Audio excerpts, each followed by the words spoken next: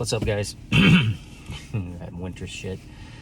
Buddy of mine messaged me last night, actually the one that kind of got me into AMC, and we got in together, and asked me straight up my opinion, like, for real, you know, bro, you know, because we both been in it since way back when. And I know he's hurting as well. And you know, my biggest response to that is I've always saw and believed we need buying power. We need that FOMO action. That's the reason we ran up last June. Shorts weren't covering, right? That's, if you look at the patterns, you got to look at patterns. Every potential supposed squeeze play since GME was duplicated over and over and over to the next one, to the next one, to the next one. We've seen the exact same pattern. AMC just, I believe in it, jumped into that one. It had a massive amount of people, right? But every one of the other ones, guys, and you know what I'm talking about, and some of you are in those communities now and you totally believe. I get it, just like I believe AMC, so I'm not against you. But it just blows my mind the way that was created over and over and over. And go look at it. Somebody gave me crap on Twitter, and so I sent them pictures of it. It runs up, it spikes. People start talking about it ahead of time. It runs up. All these retail buyers are buying in, which of course is forcing the price to go up. And then when people stop buying, the shorts say, sweet, they just short it right back down. And then those of you that didn't get out in time, you're left holding it, and you buy into the story that this one is being shorted to death and it's going to squeeze. That story has happened at least 20 times that I know of. 20, I think it's like 23 different stocks now.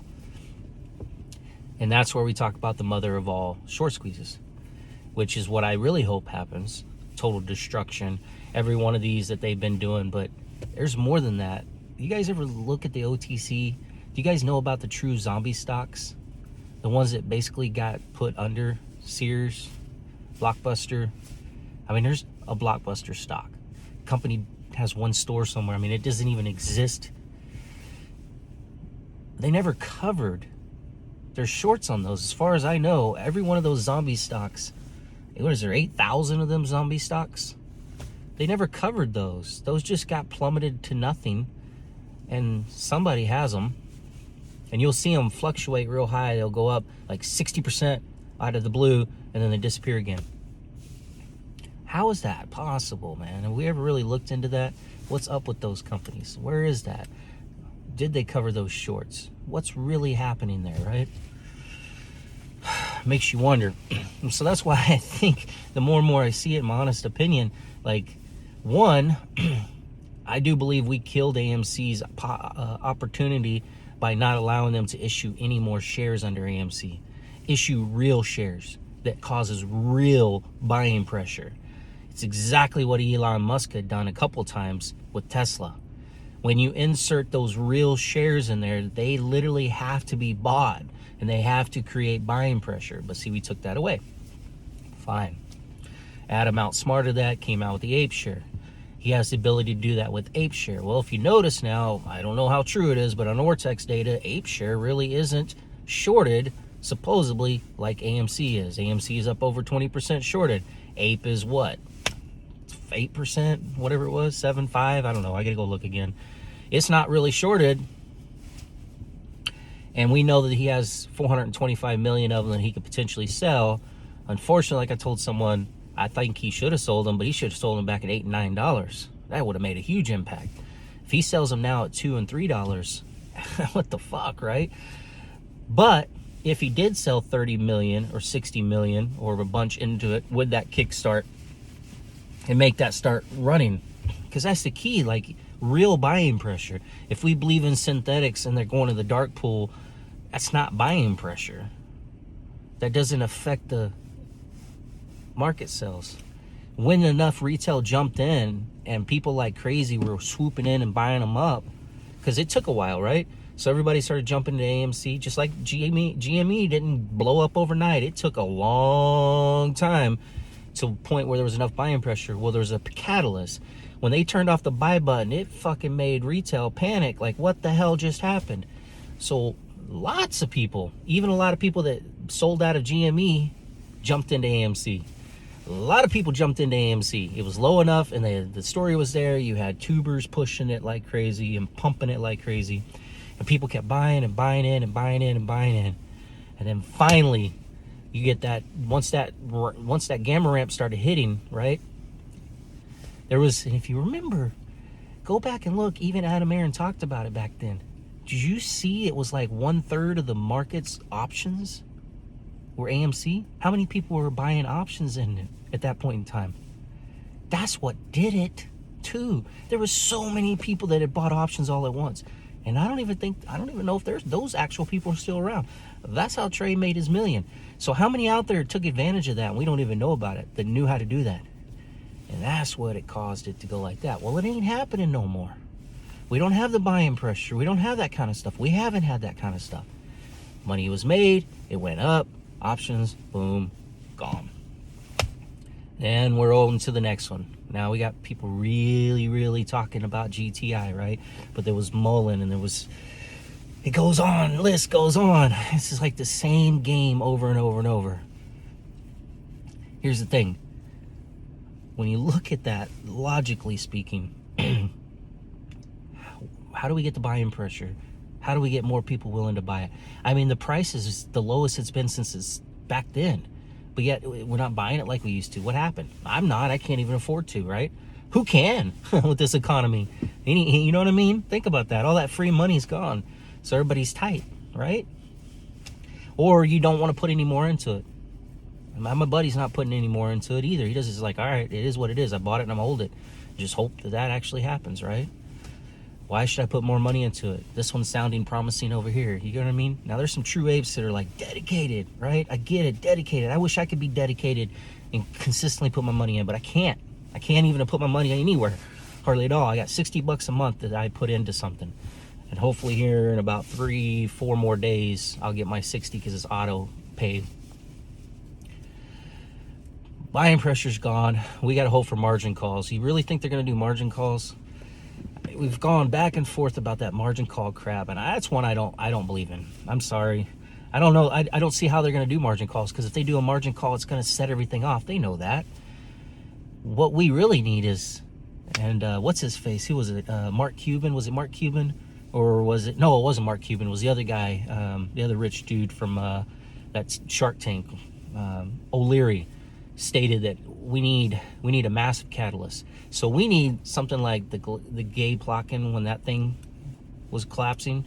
We need one to just collapse like the Lehman Brothers did and Bear Stearns. Like, we literally need a market maker or a massive bank like Credit Suisse or one of these people to really go upside down so it sends a massive ripple across the board. That's what we need.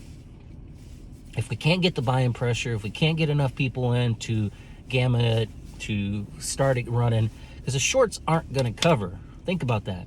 Why are they going to cover? Or let me change this. They're covering. They are. It's closing. So somebody had said that in the message, and they're right where my brain goes, because we get caught with this. Are they covering? They're covering every day, bits and pieces. You can see it. Price runs up in the morning, and then by the evening time, it goes back down. There's covering happening, guys. Let's get real. All year long, they're consistently covering. That's where you see it. And then we'll go up to $16, remember? And then we'll hit a point, and they'll bring it back down. And they'll cover some more, and they'll bring it back down. They ain't closing. They're just shorting some more. It's a shorting game and a covering game. You look at the numbers. It's so fucking evident. They were making money while we sit back and hope and pray, and we're like, what the fuck? So we need some major shit to happen. That's just the truth behind it. And one for me is we need to be able to issue shares. We need to kill the short thesis. Well, how do we kill the short thesis? Well, AMC's got to get out of debt, because $5 billion, even if AMC gets back to making $100 million in profit, how are they ever going to tackle $5 billion at $100 million a year in profit? You see? So they need HYMC to blow up. Maybe they can cash out on that and put that towards debt. Or maybe, just maybe, they can sell some ape shares and pay off debt. Because then when you don't have a reason. But even look at GME. GME paid off debt. That shit ain't taking off. And what, 50 some odd % of us DRS'd? Or however much? What's really going on, man? You know what I mean? Like, what's really freaking happening behind the closed doors that they're outsmarting us? So, yes, for AMC, there's got to be complete, I think the debt's got to be wiped off down to a manageable level, a massive manageable level, because what are they paying, $400 million a year just in interest or some shit? I don't know, $200 million, $300 million in interest? I don't know that number, so don't quote me on that one, but they can get rid of that short thesis. And then on top of that, the other thing is regulation. We need regulation. This whole thing, this whole market, that's why I kept trying to say to people, they're not going to change anything. Even if a short squeezes happens, all this stuff happens, they're not going to change anything. It's a payout. You got caught. Oh well, hands in the cookie jar, paid some money, you fucked some shit up, we'll start over. That's why we're back here again. 08 wasn't that long ago. But look, we're back here again. So if we don't have Congress enact laws, market doesn't change. Well, you know what it takes to get Congress to enact laws? That's what I've been saying. That ain't changing, guys. Just because you get one of these stocks to squeeze, or you think these guys want to change the market because they're pumping something, ain't going to change the market. You getting the stock to squeeze, Mullen squeezing, AMC squeezing, GME squeezing, any of these stocks, how's that going to change the market? They're just not going to get caught next time. We want true market reform. We have to make sure Congress enacts true laws that allows SEC Gary to make those laws come into play. I mean, this is just all truth, and I get it. Everybody wants hopium.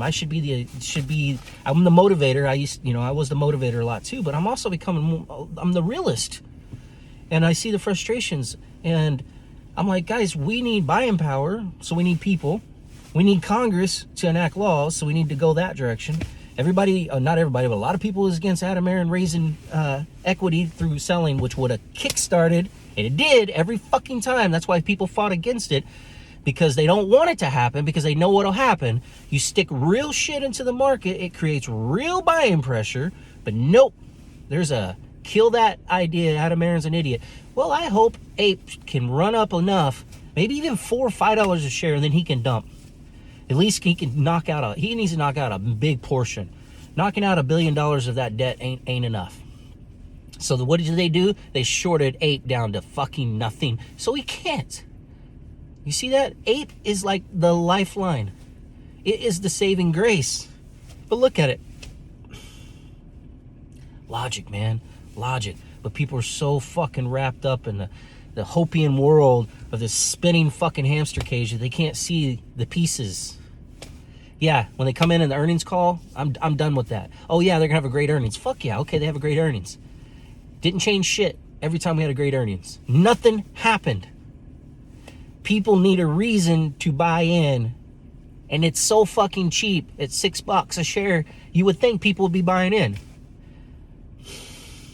And I mean all these outside people, but they all think we're just fools if they even know what's going on anymore. Think about that, guys. We need new, fresh people that buy into the story of what we're fighting against.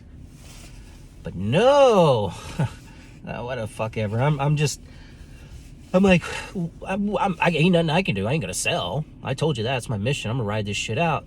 But I'm to a point where my opinion means nothing. My effects mean nothing. And it's just a big fucking shit show. Twitter's a big shit show. Influencers are a big shit show. And freaking YouTubers are a big shit show. Everybody's all over the place. So do what you gotta do. I'm gonna start preparing mentally for focusing on my work, because it's falling apart, and my family a little bit more. I got family gonna come up for Thanksgiving. I'm excited for that. And get back to my animals, and I don't know, talk shit when I feel like it. Thanks, guys. What are you doing to that pumpkin? Is that your new toy? You trying to ride it? You trying to hump it? You making that pumpkin your blah? You crazy girl. He's sitting on it.